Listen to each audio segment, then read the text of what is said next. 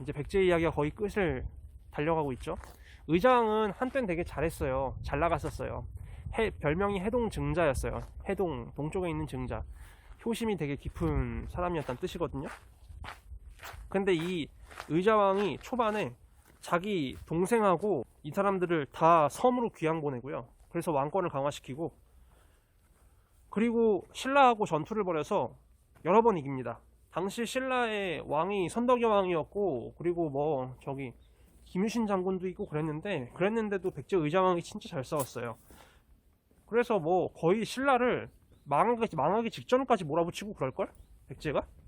의자왕 때 백제가 진짜 잘 나갔습니다, 초반에. 그런데 이 백제가 외교를 조금 잘못해요. 당시에 중국이 통일돼서 중국에 당나라라고 하는 거대한 나라가 있었는데, 이 당나라하고 외교를 잘해야 되거든. 아무리 센 나라가 있어서 우리가 자존심이 있지 자존심을 굽히고 싶지 않아도, 우리 주변에 정말 강대국, 초강대국 센 나라가 있으면 자존심이 허락하지 않아도 자기 자존심을 굽혀야 됩니다. 미국이나 중국한테도 우리 그렇죠? 그게 외교지. 그래서 자기 국가의 이익을 도모해야지. 의자왕도 처음에는 당나라의 조공을 열심히 바쳤어요. 그런데 당나라에다가 조공을 바치는 건 백제만 있었던 게 아니라 신라도 그랬거든. 신라하고 이 백제가 당나라에 대해서 조공을 열심히 바치면서 충성 외교를 했던 거야. 백제는 사실 고구려와 당나라 사이에서 약간 중간에서 왔다 갔다 하는 그런 외교를 했거든요. 신라는 반면에 고구려하고는 적대하고 당나라에 대해서 일방적으로 충성하는 외교를 했고요. 자, 당나라 입장에서는 고구려와 당나라 사이를 왔다 갔다 줄타기하는 백제가 이쁠까요? 아니면 맹목적으로 당나라한테만 충성을 다 바치는 신라가 좋을까요? 그렇지. 당나라의 최고 적은 고구려였거든. 좀 어려운 말인데, 나한테 일방적으로 충성하는 놈하고 다른 놈하고 나 사이에서 왔다 갔다 재는 놈하고 둘 중에 하나 선택해라 하면 당연히 충성파지.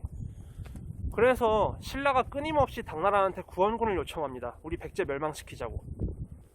그래서 당나라가 백제를 멸망시키기로 하고 신라와 동맹을 맺고 군대를 보냅니다.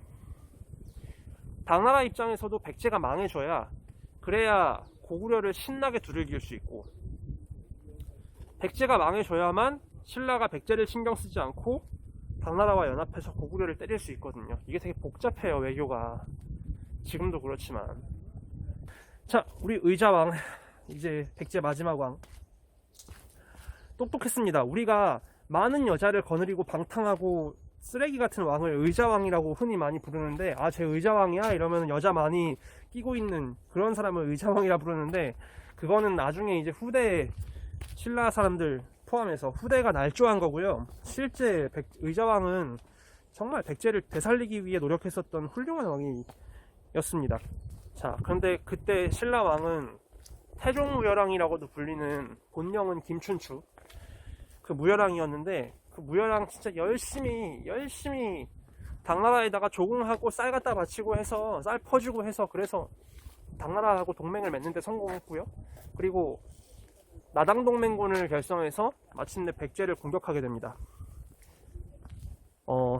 당나라 군사가 13만 명이 바다를 통해서 서해안으로 해서 백제를 쳐들어왔고요. 육지에서는 신라군이 5만 명을 이끌고 쳐들어왔습니다. 총 18만 명의 나당연합군이 백제를 쳐들어오는 거야. 자, 백제 지금 큰 위기에 빠졌습니다. 어떻게 해야 돼? 어떻게 막아야 돼? 당나라군이 만약에 해군을 이끌고 오게 되면 금강 하류로 해서 금강을 거슬러 올라와서 여기 백마강이라고도 불리는 금강의 지류입니다. 여기까지 거슬러 올라와서 수도인 여기 부여를 때리겠죠. 그리고 신라군이 만약에 육지로 해서 쳐들어오면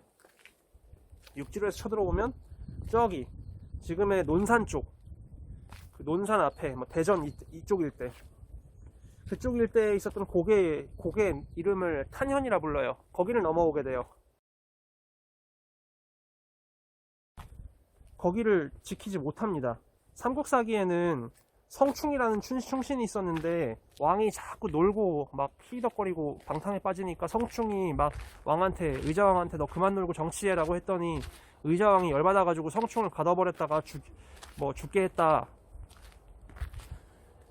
뭐 그런 말도 있고요. 나중에 흥수가 성충의 뒤를 이어서 다시 한번 왕한테 뭐 이런 상황에 어떻게 신라군하고 당나라군을 막아야 되는지, 근데 그런 성충과 흥수 말을 안 들었다가 뭐 의자왕이 결국은 나라도 뺏기고 뭐 그랬네, 이렇게 부정적으로 서술을 했는데 그거 뭐 다 있는 그대로 믿을 수 없는 거고요. 그리고 실제 기벌포하고 탄현에서 전투를 벌이기도 했습니다. 백제군이 막기 위해 노력을 많이 해요. 근데 갑자기 기습을 당해서 어떻게 뭐 수습을 못하지 뭐. 그래서 다 집니다, 백제군이. 그래서 백제가 시간을 벌어야 돼. 아까 내가 영상에서 보여줬지만 여기 사비성은 평지잖아요, 수도가. 아까 그 관복리 유적 있죠? 평지기 때문에 외적이 쳐들어오면 속수무책으로 당할 수밖에 없어요. 방어가 취약합니다. 그리고 여기 부소산성도요, 그렇게 험한 성이 아니에요. 여기가 그냥 야트막한 동네 뒷산 같네. 와보니까 왜 의자왕이 그랬는지 와보니까 이해가 되네. 여기는 물론 여기 이쪽 이 부소산성의 북쪽 이쪽은 북부 지역은 백마강이 둘러싸는 험한 산세를 가지고 있지만 남쪽 면은 엄청 얕아요. 거기가. 이 부소산성은 방어에 되게 취약하네. 자, 우리의 의자왕 절체절명의 위기에 빠졌습니다. 어떻게 해야 되지? 시간을 벌어야 되겠는데 이거 어떻게 뭐 시간을 벌 수도 없어. 너무 빨리 왔어 얘네가. 그래서 자기 밑에 충신이었던 장군 의직이라는 사람을 한테 2만 명을 보내서 당나라 군대를 막게 하고, 일단 급한 대로 계백한테, 달소리라는 벼슬을 가지고 있던 계백한테 5천 명을 줘서 이걸 막아내게 시킵니다. 신라군은 5만 명, 계백이 이끄는 군대 5천 명. 이 뭐 상대도 안 되지 뭐. 이 죽을 자리야 이거는. 계백은 어쨌든 나라를 구하기 위해 전쟁터로 갑니다.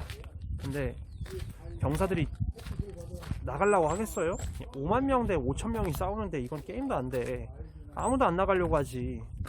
그때 계백이 자기 마누라하고 자식을 다 죽입니다. 그리고 병사들 앞에서 남긴 유명한 말이 있어요. 옛날에 저기 월나라의 부천이라는 애는 4,000명의 군사로 70만의 오나라 군사도 이겼대. 나 지금 마누라하고 자식 다 죽이고 왔거든?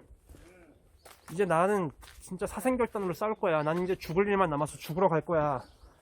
니네 애가 이렇게 싸우기 싫어갖고 주저앉아 있으면 니네 자식들이, 형제를, 아내들 다 노예가 되거나 죽임을 당하거나 모든 걸 다 잃을 거야. 자, 그렇게 딱 일장연설을 하니까 백제 군사들의 사기가 치솟았대. 그 역사에 유명한 황산벌 전투가 펼쳐집니다. 자, 황산벌은 지금의 논산 쪽이에요. 충청도 논산. 거기다가 세 곳에다가 군영을 차리고 신라군을 맞이합니다. 백제군이. 그리고 잘 싸워요. 계백 장군이 아주 잘 싸워서 한 4번 정도 붙어갖고 이겼어. 야, 이때 신라 군사들도 만만치가 않아. 신라의 이때 장군들이 신라 최고의 슈퍼스타 김유신이야. 김유신이 그 신라의 김유신만 온 게 아니라 뭐 흠춘, 흠순, 뭔 이런 애들을, 신라의 명장들은 다 지금 기어왔는데 10배나 많은 신라 군사가 10분의 1밖에 안 되는 백제군을 지금 못 이기고 있는 거야. 그래서 열받잖아. 그래서 화랑들을 보냅니다. 이 김유신이 처음에 화랑 반굴이라는 애를 출동시켜서, 야, 너 출동. 화랑은요, 신라의 10대, 20대 꽃미남들이에요. 근데 얘네가 귀족들하고 평민들로 구성되어 있거든. 신라의 귀족 출신 화랑, 그리고 평민 출신 낭도. 그래서 화랑이 낭도를 이끌고 전쟁터에 나가요. 근데 이 화랑도가 이게 진흥왕이 만든 조직인데, 청년 조직인데, 이게 전쟁터에서 진짜 큰 위력을 발휘하는 게 뭐냐면, 얘네 10대 아니야. 게다가 귀족이잖아. 근데 원래 귀족은 전쟁터에 나가서 병사들, 쫄따구들을 지휘만 하지, 뒤에서 지가 칼 들고 직접 안 싸운다고. 칼 들고 직접 싸우는 건 평민들이 하는 거야. 근데 신라는 아니야. 신라는 이 귀족 출신 아들들이 직접 전쟁터에 나가서 싸워, 지가 칼 들고. 그러니까 나머지 병사를 사기가 어떻게 되겠어요. 야, 거기다가 나같이 못생긴 애들이 나가서 싸우다가 죽으면 뭐 그런 거 별로 없는데, 잘생긴 애가 싸우다 죽어봐. 야, 방탄소년단 김석진이, 진, 전정국 이런 애들이 나가서 싸우다가 죽어봐. 우리 오빠 어떤 애 죽었어! 이러면서 완전 그냥 사기가 얼마나 올라가겠어요, 전투력이. 이때 그 화랑을 써먹습니다, 김유신이. 좀 치사하죠. 그 10대 꼬맹이를 내보내가지고 전쟁 위에서. 근데 뭐 어쩔 수 없지 뭐. 그래서 반굴이 딱 나갔다가 죽어요. 이번에는 관창이라는 또 화랑이 나갑니다. 출동했는데 얘가 싸우자! 이러고, 16살짜리 급식충이야. 얼굴 잘생겼어. 계백 싸우자! 막 이러는데 계백이 하도 어이가 없어갖고 떼찌하고 잡아가지고 죽이지는 않고 신라 군영으로 보냅니다. 내본 꽁꽁 묶어갖고 보냈더니, 아우, 그 모습을 보고 신라 군사들이 다 어이가 없잖아. 아유, 화랑도 저 모양이네. 근데 딱 관창이 나 묶인 거 좀 풀어달라고 하더니 우물에 가서 물 한 잔 딱 드링킹하고 자기 아버지가 있는 곳을 향해서 꾸벅하고 인사한 다음에 칼 들고 다시 전쟁터로 가서 백제군한테 죽임을 당해요. 이 모습을 지켜본 신라 군사들이, 그 신라의 어린 화랑들이, 귀족들이 자기의 그 귀족이라는 그 높은 지위, 이거를 그냥 다 던져버리고 전쟁터에 나가 싸워서 죽었잖아. 지금 싸울 의지를 잃어버린 신라 군사들이 그 모습을 다 지켜보고 그냥 사기가 100배 치솟아버린 거야. 결국 사기가 올라간 5만 명의 신라 군사들이 백제군을 덮쳤고, 진짜 황산벌 일대가 거의 피로 물들었을 겁니다, 아마. 치열하게 싸웠고, 결국 백제군은 달솔 상영, 그리고 좌평 충상 충지 제외하고 계백 장군 이하 나머지 병사들 거의 5,000명 가까이가 몰살당합니다. 다 죽어요, 전쟁터에서. 이 전투가 황산벌 전투입니다. 그때 이 의자왕은 여기 부소산성으로 쫓겨왔다가 우리가 아까 전에 보고 왔던 그 공주의 웅진성으로 다시 도망갑니다. 웅진성은 여기보다는 훨씬 더 험하죠. 산세가 험하고, 그리고 수비하기도 되게 좋았고요. 전쟁할 때는 웅진성이 제일 안전하기도 했지. 여기는 산세가 그렇게 험하진 않아서. 근데 지금 보여주는 이 낙화암이 바로, 자, 아까 우리가 남쪽에서 보고 온 남쪽의 왕궁, 전쟁이 터졌어. 그럼 거기 왕궁에 있었던 신하들, 병사들, 장수들 다 이 산성으로 도피해 오겠죠. 궁녀들도 여기까지 도망쳐 온 거야. 근데 이 궁녀들이 그나마 있는 이 부소산성마저도, 여기마저도 나당연합군한테 포위가 돼서 거의 함락될 위기가 놓이니까 이 궁녀들이 몰리다가 위쪽으로, 북쪽으로 몰리다가 바로 이 절벽, 이 절벽의 위치상으로 부소산성에서 제일 북쪽 끝이에요. 딱 위치를 봐도 거의 북쪽까지, 남쪽에서 북쪽으로 몰린 거야, 이 궁녀들이. 자기가 잡히면 무슨 꼴을 당할지 모르니까 여기에서 다 뛰어내려서 자살을 했답니다. 근데 궁녀들이 입고 있었던 옷이 이쁘잖아. 알록달록하고 꽃처럼 생겼고. 그래서 마치 궁녀들이 절벽에서 떨어져서 자살하는 모습이 꽃이 떨어지는 것 같다. 그래서 이 절벽을 후대의 사람들이 낙화암 이렇게 부르게 됐대요. 여기가 낙화암 절벽이에요. 백제가 망할 때의 그 처참함이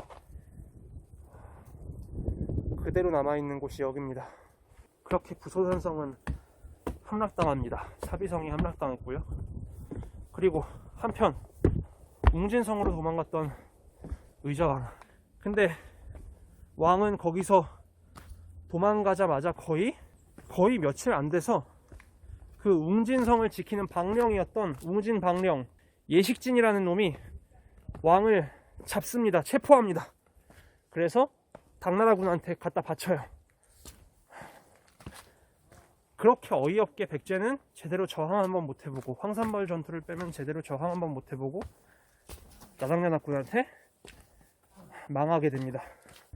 자, 이렇게 항복한 웅진성에서 포로로 잡혀서 항복한 의자왕은 사비에 있는 궁성, 거기에서 당나라 장수 소정방, 신라왕 김춘추, 무열왕 김춘추, 얘네들을 비롯한 수많은 장수들이 참석하는 승전 축하 파티에 끌려갑니다. 포로로. 아주 비참하게 끌려가서 그 파티에서 엄청난 치욕을 당합니다. 무릎 꿇고 신라하고 신라왕, 당나라 장수, 신라 장수 이 사람들한테 무릎 꿇고 술을 따라라, 무릎을 꿇은 채 기어다니면서 술을 따르고, 의자왕의 아들이었던 부여융 왕자는 신라의 태자 무열왕의 아들, 나중에 문무왕이 되는 이 사람 범민, 이름이 김범민이에요. 이 범민이라는 애가 부여융을 찾아가서 가래침을 뱉고 그렇게 망신을 줬대요. 그렇게 백제가 망합니다.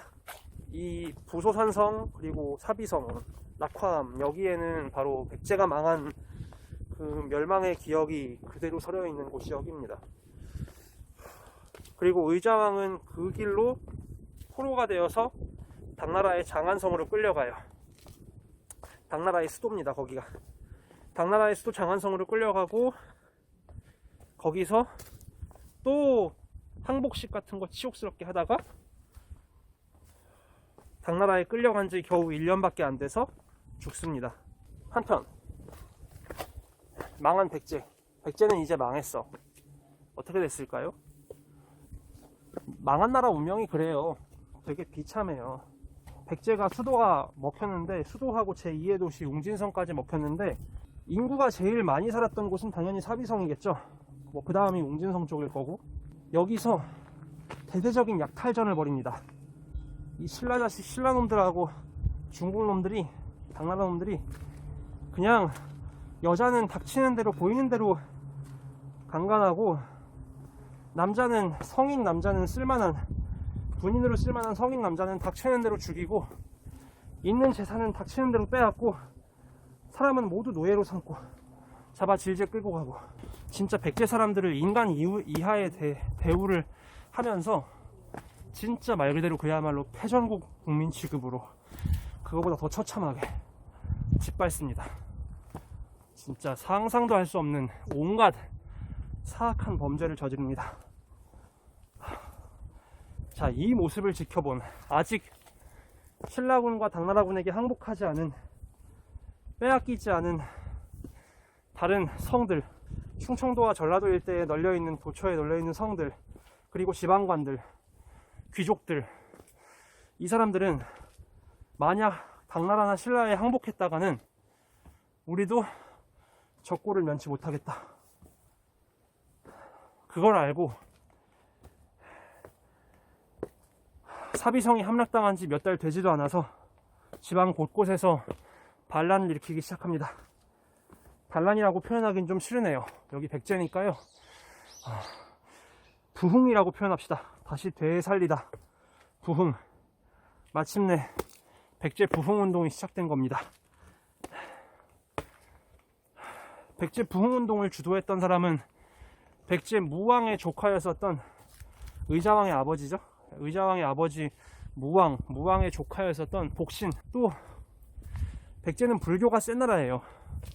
그래서 불교 스님들도 여차하면 전쟁터에 승병이라고 해서 군인처럼 동원이 되거든요. 그 불교 스님들 군사 승병의 대장이었던 도림, 도침. 도림은 참 거기지, 계로왕 친구지. 도침이라는 사람이 이 둘이 주도를 해서 부흥운동을 일으킵니다. 그 외에도 흑지상지, 지수신 같은 수많은 백제의 명장들, 이 사람들이 도처에서 부흥운동의 깃발과 횃불을 들고 백제를 되살리기 위해 백제 부흥운동을 일으킵니다. 성공했으면 좋겠어요. 그쵸? 그리고 구심점이 없으니까, 우리 무령왕도 일본에서 살다가 건너와서 왕이 됐지만 마찬가지, 일본에는 백제 왕족들이 많이 살고 있습니다. 그 왕족들 중에서 부여풍이라는 왕족을 모셔오게 돼요. 부여풍이라는 왕족을 모셔와서 그분을 왕으로 삼으면 일본군의 도움을 받을 수 있잖아요. 왜군의 도움을 받을 수 있잖아요. 그래서 이 부여풍이 백제 부흥군의 왕이 됩니다. 당당하게 일본군 수천 명을 데리고 와서요. 왜군 수천 명을 데리고 와서. 그리고 빼앗겼던 사비성과 웅진성을 공격하기 시작합니다. 그리고 한때 거의 웅진성에 있었던 당나라군, 사비성의 당나라군, 그리고 이 당나라군을 도와주기 위해 출동한 신라군, 얘네들을 연속으로 깨트리면서 거의 빼앗겼던 땅을 되찾기 직전까지 갑니다. 그런데 아주 결정적인 몇 번의 전투에서 패배합니다. 부흥군이. 이게요, 리더가 진짜 중요한 게, 리더십은요 항상 위기에 빛나는 겁니다. 위기의 순간에. 문제는 이 백제 부흥군 내에 리더십을 발휘할 사람이 없었다는 겁니다. 한 몇 번 진 거거든요. 한두 번 정도 진 건데 백제 부흥군 내에 내부 분열이 나기 시작한 겁니다. 이대로 싸워서는 백제를 다시 일으킬 수가 없다. 특히 그 갈등이 어디서 생기냐면, 터지냐면, 부여풍은 솔직히 얘기하면 일본에서 갑자기 데리고 온 허수아비고, 실권은 복신하고 도침한테 있어요. 근데 이 복신 도침은 사이가 별로 안 좋아. 그래서 패전에 책임을 놓고 네 탓이네 내 탓이네 하기 시작하는 거야. 그러다가 복신이 도침을 암살해버립니다. 그러니까 도침을 따르던 병사들이 반감을 가지게 되고, 그때부터 이 부흥군에 협조를 하지 않게 돼요. 특히 백제는 불교가 세잖아요. 근데 도침을 죽였으니 그 불교계의 협조를 얻을 수가 없는 거지. 그래서 복신이 이끄는 백제 부흥군은 연속으로 패배하기 시작합니다. 그나마 풍왕이 머무르고 있었던 거점들도 연속으로 뺏기게 됩니다. 거기다가 물러갔던 당나라 군대 상당수도 다시 본토에서 증원이 돼요.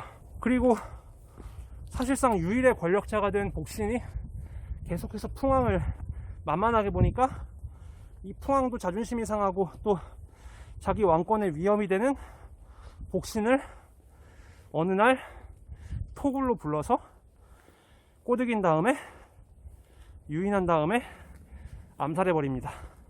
한마음 한뜻이 되어서 일단 외적을 먼저 몰아내고 나서 나라를 안정시키고 그 다음에 뭔가 해봐야 되는데,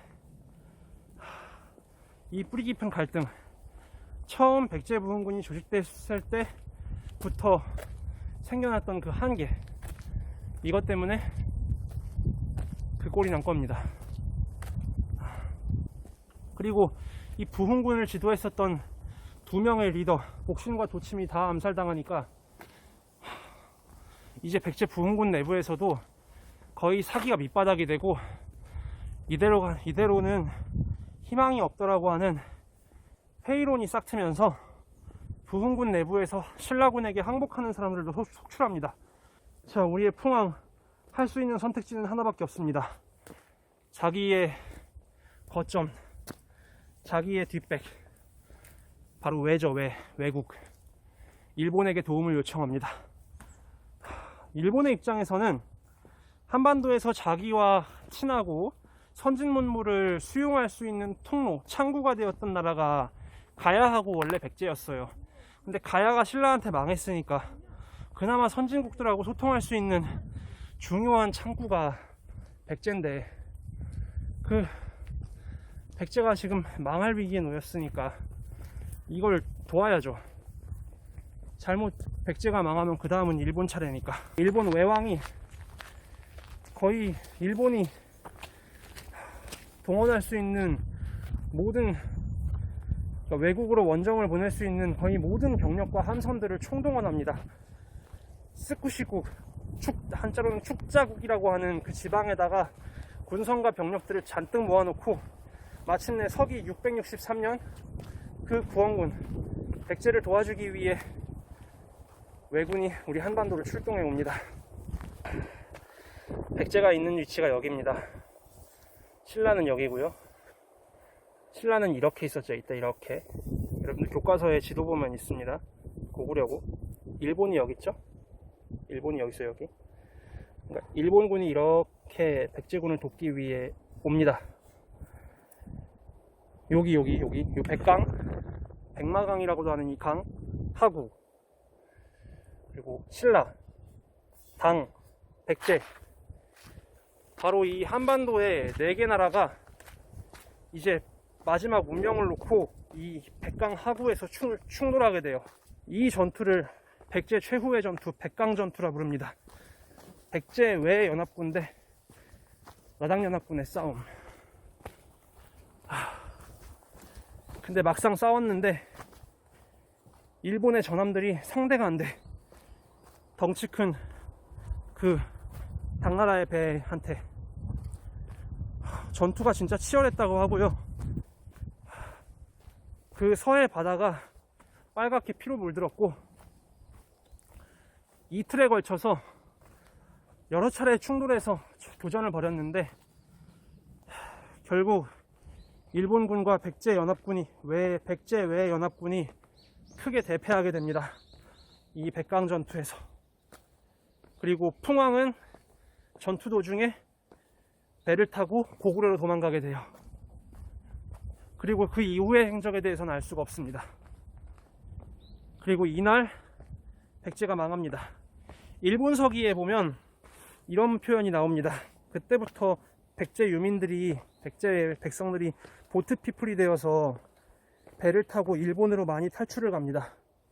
그 사람들, 그 탈출을 한 사람들이 일본 서기에 기록을 남겼습니다. 통곡을 하면서 이제 백제가 망했다. 기록에 그렇게 나와요. 백제가 망했다. 이제 언제 조상의 땅을 볼 수 있을까? 찾아올 수 있을까? 절절한 기록을 남깁니다. 그렇게 우리 백제가 멸망합니다.